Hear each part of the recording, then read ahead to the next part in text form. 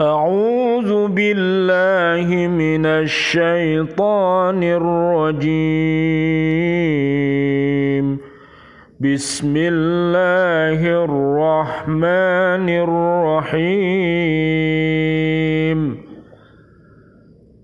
ألم يأتهم نبأ الذين من قبلهم قوم نوح وعاد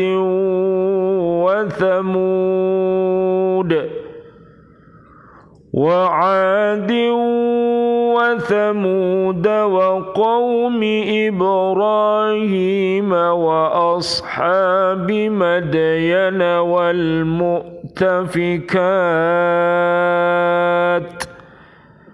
أتتهم رسلهم بالبينات فما كان الله ليظلمهم ولكن كانوا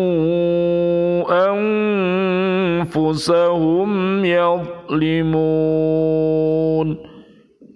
Surat 9 ayat 70. Apakah tidak sampai kepada mereka berita tentang orang-orang yang sebelum mereka, yaitu kaum Nuh, Ad, Samud, kaum Ibrahim, penduduk Madian, dan penduduk negeri-negeri yang telah musnah? Telah datang kepada mereka rasul-rasul dengan membawa bukti-bukti yang nyata. Allah tidak mendalimi mereka, tetapi merekalah yang mendolimi diri mereka sendiri. Jadi yang kita bahas kemarin mulai dari ayat 67 sampai 70 hari ini masih berkaitan dengan orang-orang munafik. Jadi luar biasa. Orang-orang munafik itu jadi ternyata juga bisa jadi orang munafik itu ditakdirkan Allah bisa hafal Al-Quran, ya, bisa hafid Al-Quran. Jadi tapi hafalan Al-Qurannya hanya di otaknya saja, tidak sampai ngerembes ke dalam ucap, hati, pikir, perbuatannya. Jadi makanya di dalam hadisnya Nabi itu orang munafik itu kalau ngaji itu diumpamakan seperti bunga melati. Jadi baunya wangi tapi rasanya pahit. Akan tetapi orang munafik yang tidak mau ngaji itu seperti buah handolah. Jadi buah yang tidak ada baunya dan tidak ada manfaatnya, ya. Tapi orang-orang yang beriman kalau ngaji itu diumpamakan seperti buah utrujah, ya. Tahu buah utrujah? Utrujah itu buah apa, Pak Bambang? Jeruk, Pak, ya. Jeruk yang warnanya indah loh, Pak. Jadi yang warnanya bagus, oranye loh. Jadi baunya sedap, rasanya manis. Nah, tapi untuk yang lainnya orang beriman itu Rasulullah mengatakan seperti buah kurma. Jadi tidak ada baunya, tapi perbuatannya baik. Nah, kalau bisa kita ya seperti utrujah tadi, kalau tidak ya seperti buah kurma. Nah, sekarang kita perhatikan maknanya. Pada ayat ini Allah mencela orang-orang munafik, mengapa mereka tidak mengetahui kisah tentang umat-umat dahulu kala seperti umat Nabi Nuh, kaum Ad dan kaum Samud, kaumnya Nabi Ibrahim, dan penduduk Madian dan kaumnya Nabi Lut. Nah, ternyata lah bagaimana mau memahami wong orang munafik itu memang tidak paham. Jadi orang munafik itu memang tidak paham. Jadi di banyak ayat dalam Al-Qur'an mereka itu tidak paham. Kenapa dia tidak paham? Karena orang munafik itu ragu. Jadi ragu-ragu. Jadi bahasanya ragu-ragu itu repot. Ya setengah-setengah lah bahasanya itu. Tidak 100, tapi ada kebimbangan, ada kebingungan. Yang itu yang menyebabkan orang tidak bisa sukses itu karena ragu-ragunya itu. Nah, makanya betapa banyaknya kisah-kisah para nabi dahulu, umat-umat yang sudah dihancurkan sama Gusti Allah, mestinya ini menjadi contoh gitu ya untuk umat sekarang ini. Tapi ternyata ya tinggal cerita saja, tidak bisa diambil sebuah ibroh atau pelajaran ya. Bagi orang-orang munafik nggak ngepek, bahasanya itu nggak ngepek. Jadi dikisahi apa kisah umat-umat dahulu atau kisah-kisah umat sekarang atau gini atau gitu, mereka tetap ya, karena memang dia bahasanya itu hatinya sakit ya, sakit, kemudian sakitnya itu terus menerus menggerogoti tubuhnya. Seperti misalnya kalau tubuh itu sakit ya wis koyo stroke ngono kalau Pak, wis apa komplikasi to apa ngono kalau. Jadi selalu bertentangan antara manis, antara kecut dan campur baur. Lah seperti itu diibaratkan perilaku kemunafikan itu seperti itu. Allah telah mengutus rasul-rasulnya yang membawa petunjuk-petunjuk dari Allah. Lah, betapa banyaknya zaman sekarang ini, zaman termudah ya. Al-Qur'an sudah diterjemahkan, Al-Qur'an sudah ditafsirkan, banyak para ulama, para ustadz, media massa semuanya sudah banyak gampang cara. Tapi juga ternyata orang-orang munafik juga tidak takut sama Gusti Allah. Jadi dia juga ketoke puasa tapi ya nak lesu ya maem. Jadi orang munafik itu begitu. Tapi dia yang ditakuti bukan Allah tapi istrinya, takut sama istrinya. Jadi takut sama anaknya atau takut sama temannya. Makanya kalau di samping jalan itu biasanya ya kakinya aja yang kelihatan, terus plat nomornya ditutupi biasanya. Ya begitulah. Dikira Gusti Allah turu, dikira Gusti Allah gak eruh. Nah, begitu itu perilaku orang munafik ini.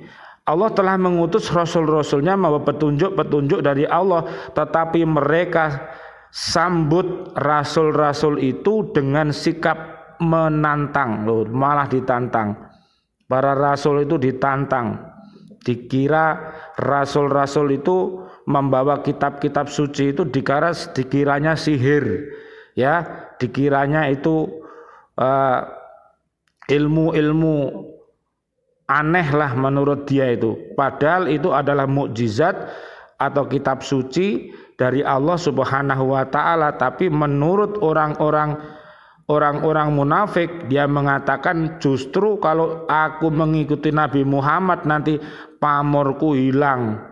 Pamor yang namanya pamor kesukuan, pamor keturunan itulah. Padahal kalau dia mau masuk Islam, mau tunduk sama Nabi, ya mestinya dia malah lebih bagus pamornya.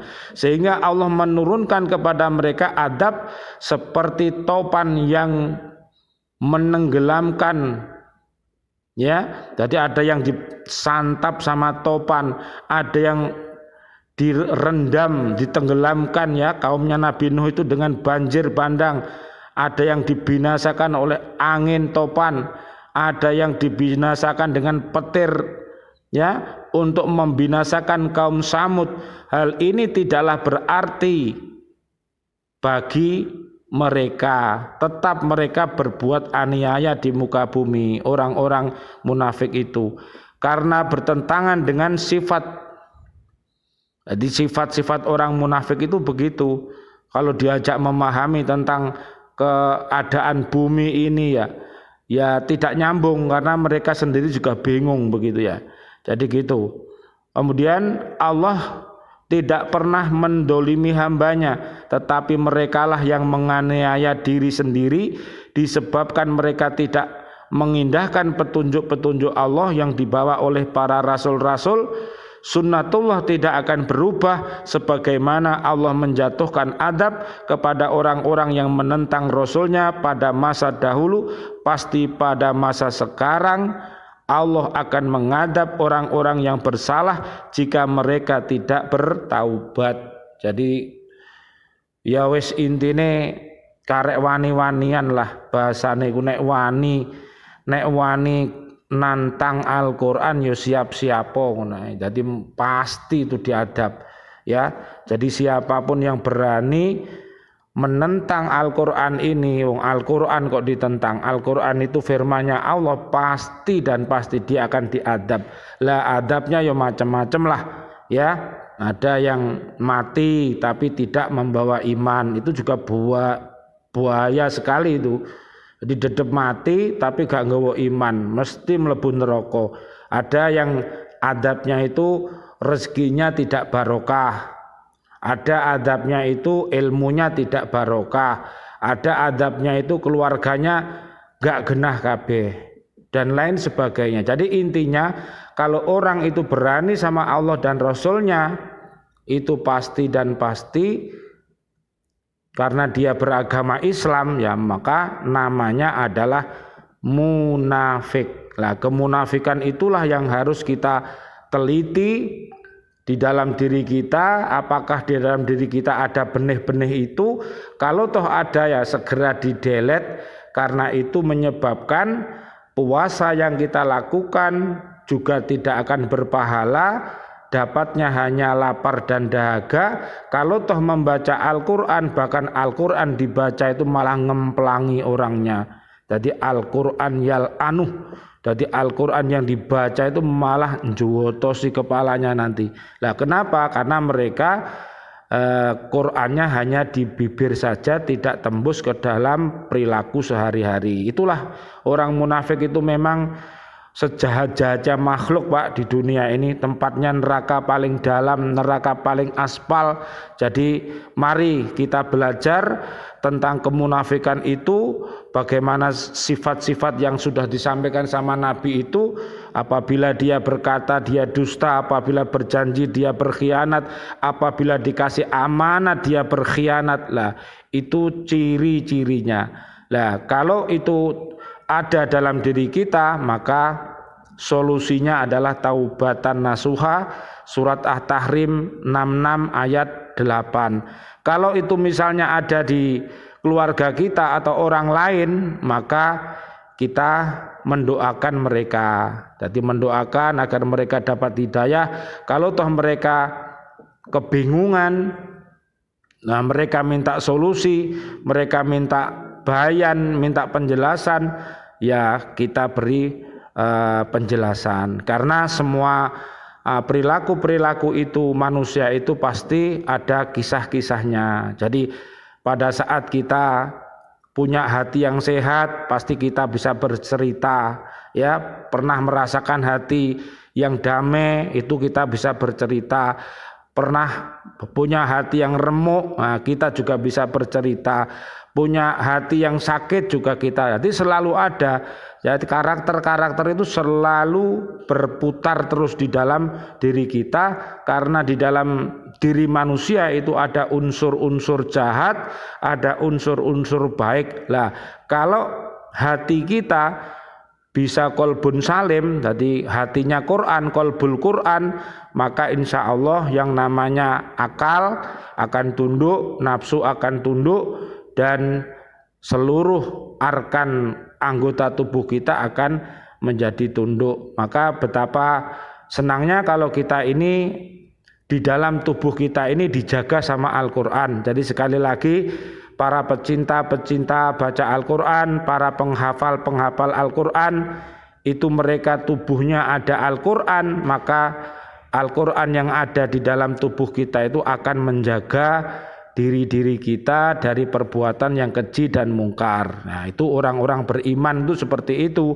karena memang Al-Quran ini dijaga oleh para malaikat-malaikat itu sampai akhir zaman, tidak bisa dipalsukan. Kalau dipalsukan pasti itu diketahui. Ada surat itu apa? Al-Hijr itu. Al-Hijr ayatnya ayat 9 ya. Suratnya surat 15 ayatnya nomor 9. Allah itu berfirman, inna nahnu nazzalna dzikra wa inna lahu lahafidun. Al-Hijr ayat 9. Artinya adalah sesungguhnya kamilah yang menurunkan Al-Quran dan pasti kami pula yang memeliharanya. Jadi Al-Quran ini kesuciannya akan terjaga terus walaupun ada orang-orang munafik, orang-orang kafir yang ingin mengacak-acak Al-Quran, maka pasti dan pasti akan diketahui. Mudah-mudahan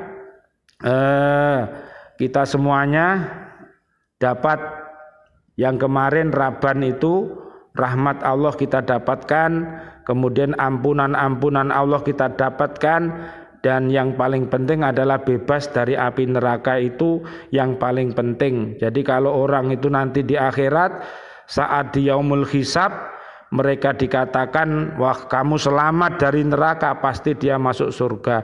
Tapi kalau pada waktu yaumul hisab itu dia menerima catatan amalnya dari belakang, dari tangan kiri membelakangi, dan pasti dia akan menjadi penghuni neraka. Jadi luar biasa.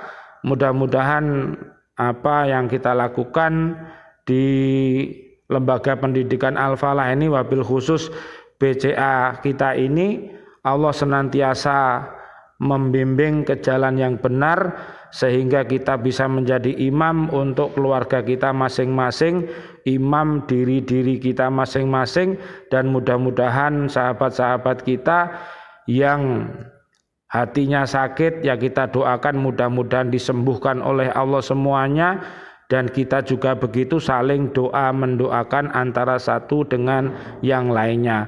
Ya begitu Ustadz Anwar, Ustadz Agus yang dapat saya sampaikan hari ini. Jadi surat At-Taubahnya sesuai dengan namanya dari Taubah, jadi memang isinya itu tentang kemungkaran ya, kekejian dan kemungkaran, makanya dinamakan At-Taubah. Jadi taubah itu ya tobat, yang balik kepada Allah lagi, balik kepada Rasulullah. Jadi begitu. Itu yang dapat saya sampaikan hari ini, mudah-mudahan bermanfaat. Marilah kita berdoa. A'udzubillahi minasyaitonirrajim. Bismillahirrahmanirrahim. Asyhadu alla ilaha illallah astaghfirullah nas'aluka ridhaka wal jannah wa na'udzubika min sakhatika wan nar. Allahumma innaka afuwun karim tuhibbul afwa fa'fu anna ya karim. Wal afu minkum. Assalamualaikum warahmatullahi wabarakatuh.